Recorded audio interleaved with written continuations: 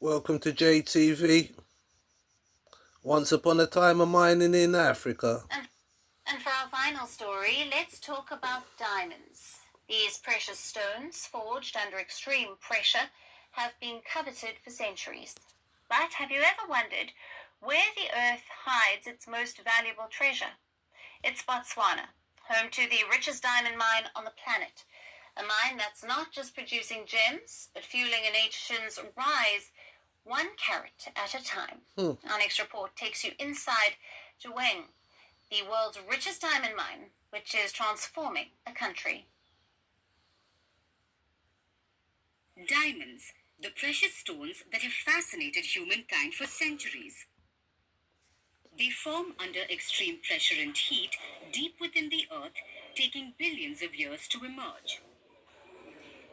And while diamonds themselves aren't rare, the ones with that perfect clarity, cut, and size, those are the true gems. And they're valued accordingly. But have you ever wondered where the world's most valuable diamonds come from? Enter Botswana, the world's second largest diamond producer. It's home to a landmark site known as the Prince of Mines, the Jwaneng Gold Mine. The mine is nestled inside an ancient volcanic crater 170 kilometers southwest of Botswana's capital, Gaborone. It is operated by Debswana, a joint venture between global diamond giant De Beers and the Botswana government.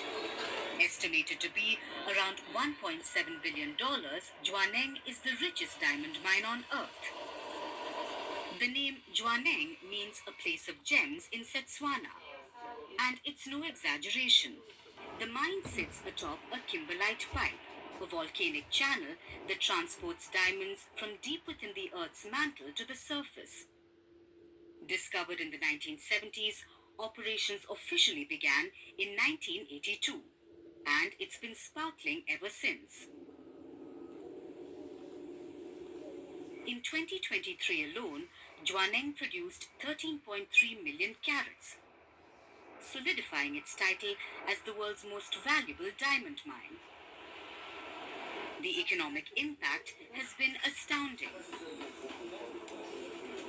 The mine has generated over $96 billion in revenue since its inception, powering Botswana's transformation from a low-income country to a thriving middle-income nation. And this isn't just mining, it's high-tech extraction. Gigantic drills, monster trucks, and state-of-the-art X-ray and laser sorters all work to unearth nature's most glamorous treasures. And when it comes to the environment, Jwaneng leads the way. It has become Botswana's first mine to receive ISO 14001 certification for eco-friendly practices. The future of the mine looks even brighter with the Cut9 project, a $1.71 billion initiative. The mine's life is now set to stretch until at least 2035, adding an extra 53 million carats to its legacy. And as of January 2024, an underground expansion is underway. It's expected to create thousands of jobs and generate nearly $22 billion in the coming decades. Unlike many mines around the world, Jwaneng has been praised for its responsible practices, investing in education, healthcare, housing, and even wildlife preservation. Jwaneng isn't just a mine, it's a national treasure, a global model for sustainable mining, and a beacon of possibility in the heart of Botswana. Greeting you with aloha and namaste. I love India. Presence, occupation of a territory by another country pertains to India, what we saw in Kashmir. How do you see Trump's America? Yes, the current administration behaves differently from the previous administration. Governments are seeking new ways to gain a greater share of the continent's vast mineral wealth. Bloomberg's Samuel Etienne reports. Africa's mineral wealth offers a $1.6 trillion opportunity, and governments want to cash in. With near record copper prices, companies are restarting dormant mines. The host countries are demanding more of the proceeds. For the first time, the Democratic Republic of Congo has started directly selling its share of copper from joint ventures and is doing the same with cobalt. This means more revenue for Congo than going through the JVs. Meanwhile, neighbouring Zambia is setting up a state-owned metals trading company competing directly with the likes of Glencore and Trafigura, as well as increasing its stakes in mines operating in the country. Such moves reflect a wider shift across the continent as governments seek greater economic benefits from their natural resource wealth. Gone should be the days when Africa is just seen as a source of rock, soil, dust being exported out of our continent. Ghana aims to refine its lithium within its borders, earning more, while Botswana wants a bigger stake in diamond miner De Beers. Demand for critical minerals is set to soar in coming years. Bloomberg Intelligence sees global copper consumption increasing by 2 million tons by 2030 amid the green and AI booms. Africa is taking steps to ensure it gets a bigger share of these vast riches.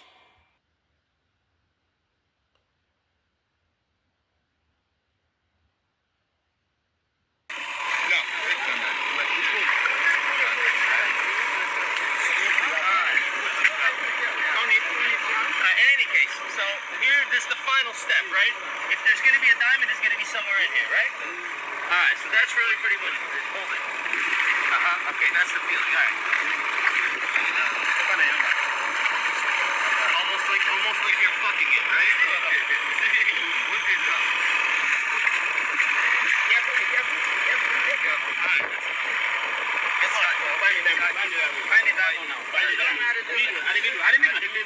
Oh, it's in the middle. It's in the middle.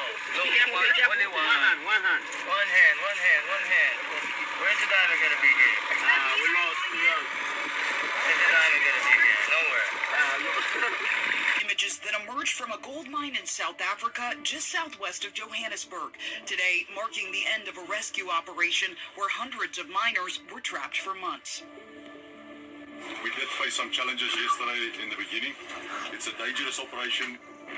The incident highlighting the growth of illegal gold mining in Africa and revealing the dark side of the gold boom. What we have found is that more than 435 tons of gold was smuggled out of Africa in 2022.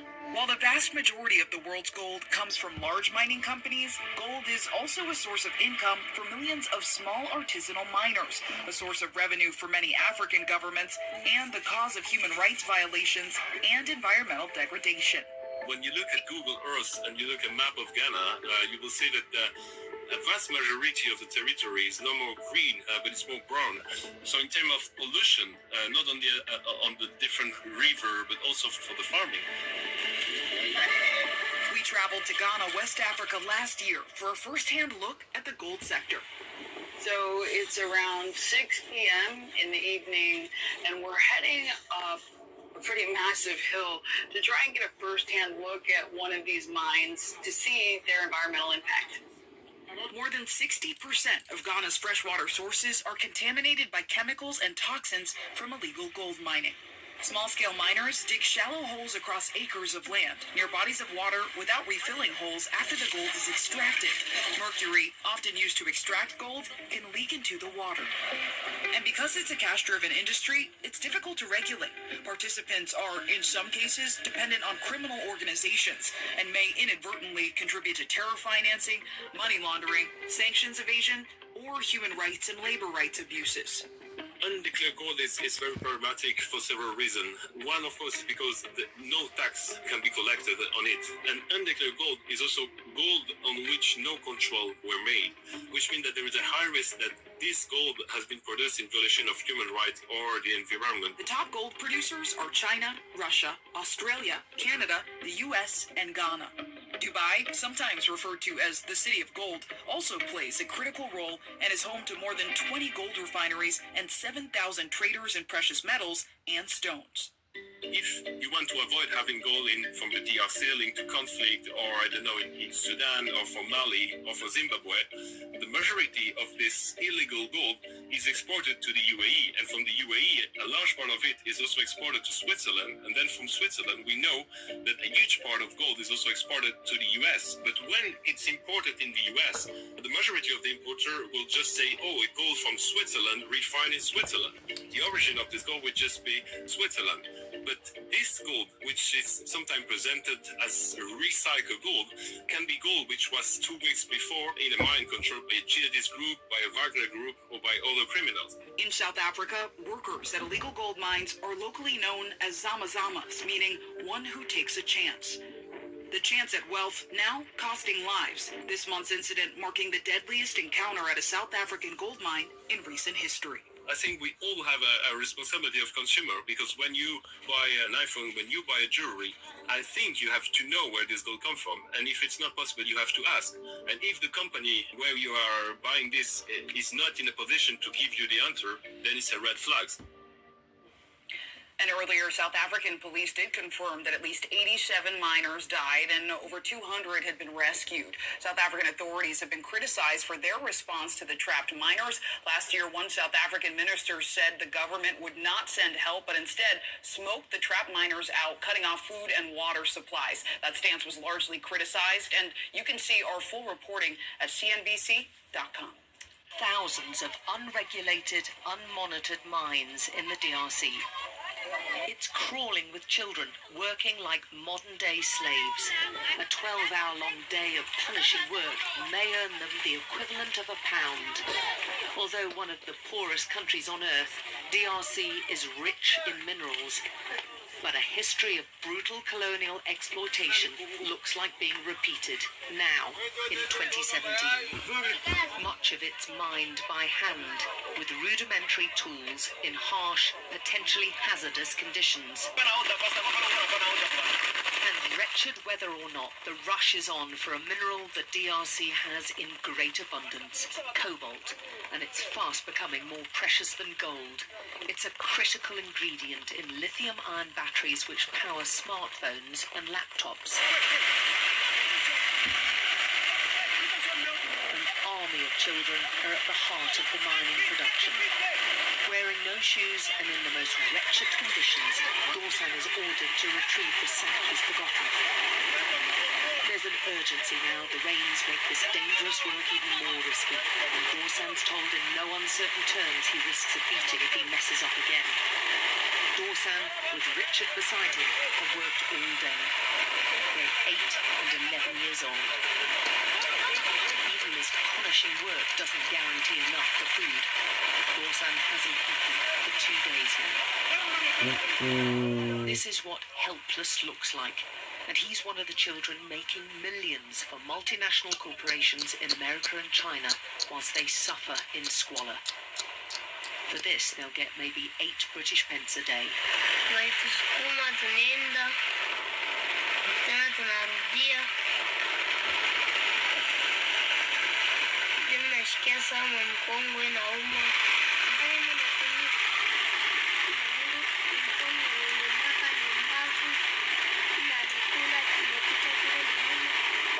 The tunnels are dug by hand with no supports. They frequently collapse, especially during rain.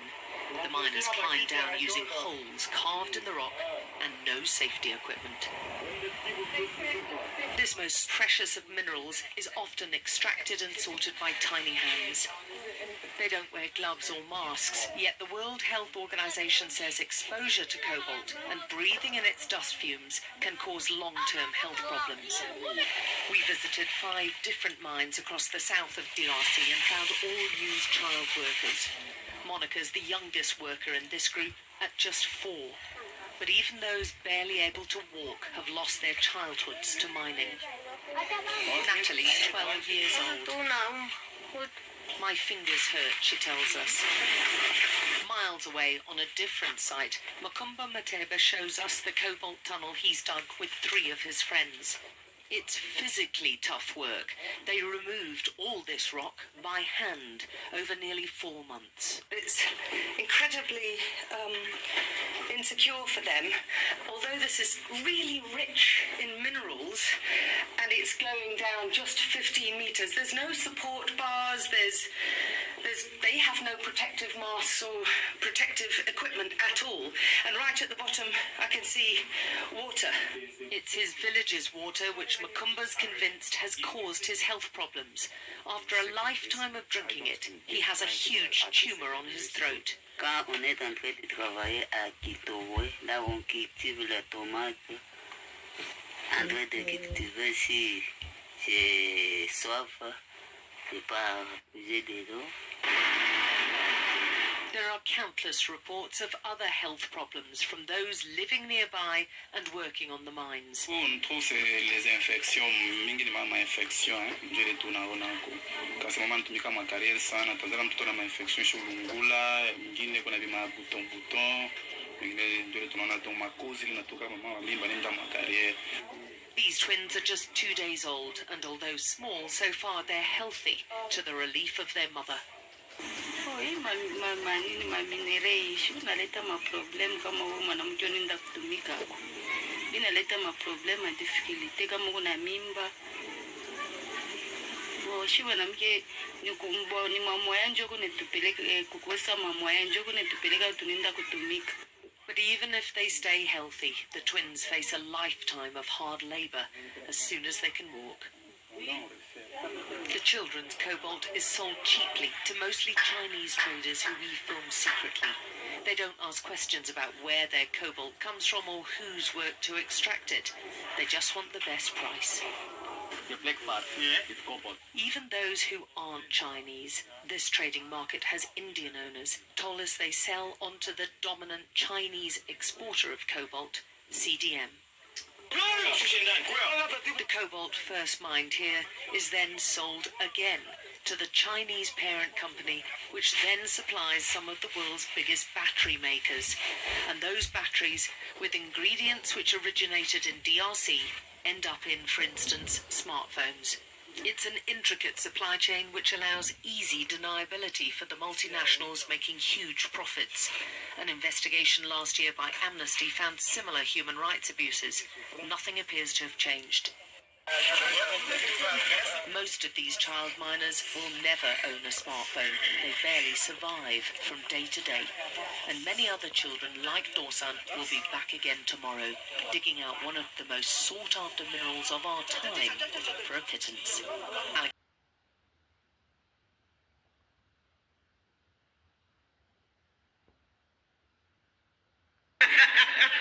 Or owning CNN. Yeah, true, and hospitals and everything else. Yeah. Kids going to school. Of course. Food coming in. Or owning CNN. Yeah, true, and hospitals and everything else. Yeah. Kids going to school. Of course. Food coming in. Or owning CNN.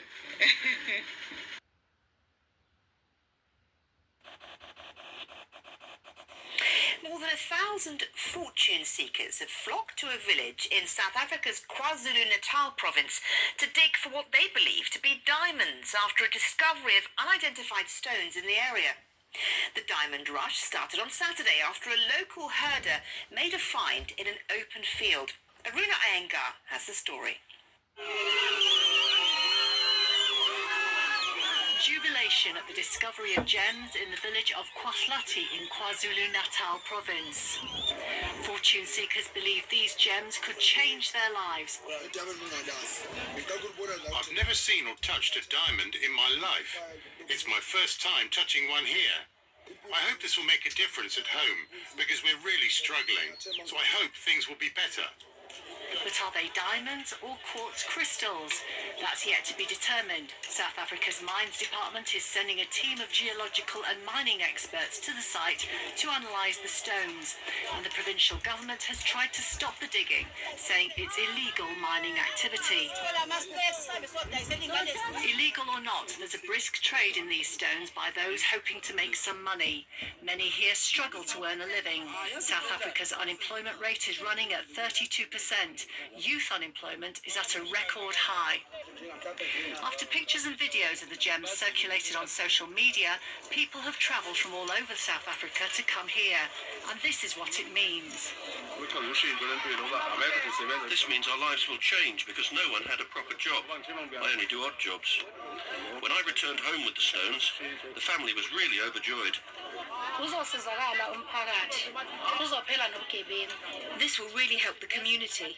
We hope crime will come to an end, especially crimes against women, because the youth do all these things because of unemployment. Police are keeping a watch on events. The provincial government has asked the diggers to leave. They've also suggested that people here could be spreading coronavirus. For now, the opportunity to make money from the ground is a more pressing concern. Around 7-hectare plot was teeming with nearly 6,000 cacao trees just last year. Today, less than a dozen remain. The stripped landscape, dotted with pools of cyanide-tainted wastewater, is a victim of illegal gold miners, also known as Galamsey. For Janet Gyamfi, the destruction of her land is a devastating blow. My toil, my livelihood, all was destroyed, and it's not easy. It hurts. It's not as if there's another job anywhere that I can rely on. I've no source of income anywhere. Gyamfi had been resisting the Galamseyers' threatening demands to sell them her plantation when one day last June, armed guards blocked her entry and bulldozers ripped out her trees. And she is not alone in this case. Across the country, cacao plantations are ceding ground to gold miners. According to a study conducted 4 years ago by Ghana's cacao marketing board, COCOBOD, around 20,000 hectares of land have been lost to Galamsey. If you have all these farms being lost, productivity affected as a result of illegal mining, then its impact on the industry is one we are really struggling to deal with. Another problem also looms: climate change. Along the world's undisputed cacao powerhouses, accounting for over 60% of global supply, Ghana and neighboring Ivory Coast are both facing catastrophic harvests this season. Furthermore, Ghanaian plantations are also battling a deadly virus which is killing the trees. COCOBOD estimates that 590,000 hectares of land have now been infected with the swollen shoot virus. The situation may spell the beginning of the end of West Africa's cacao supremacy, opening the door for new producers, particularly in Latin America. This is where politics gets left at the door. Rwandan men and women make their way to the mouth of a tunnel system so vast, so deep. They have to pump air into it so they can keep breathing, keep digging, keep searching for highly prized minerals. It is difficult and dangerous work, but they know the riches buried under Kigali's hill country have the potential to lift the entire country up. And every new vein sparks a fresh wave of excitement. We are keep developing this line because we are expecting to get other and even bigger than this as we keep going down. Mining hasn't changed much in Rwanda in the last 100 years, but geologists say it needs to. This is one of the largest tin mining operations in the country and one of the largest mines overall. But despite the fact that it is so expansive, it represents only a fraction of the potential for mineral mining in the country. Modernizing mines could double or triple yield. Convincing investors it is worth the cost is one of the biggest challenges. Mining has been done for many years, locally in a more artisanal way for many years, and now we're starting to modernize the process, the operations. But there is still a mindset problem. Rwanda is already a leading global producer of the 3 Ts, tin, tantalum, and tungsten. Significant deposits of rare earth elements and other valuable minerals have the potential for economic growth that could be transformative. The reason it's essential to mechanize is you need to do proper exploration, you need to do proper mine planning so that you can optimize your mining production.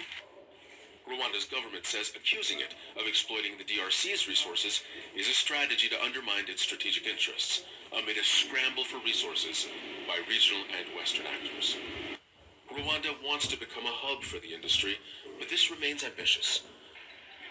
Small-scale mining still accounts for 80% of mineral production, and attracting investors is a challenge when there is a war next door. Zain Basravi, Al Jazeera, Kigali, Rwanda. Make sure. Thank you for watching. JTV.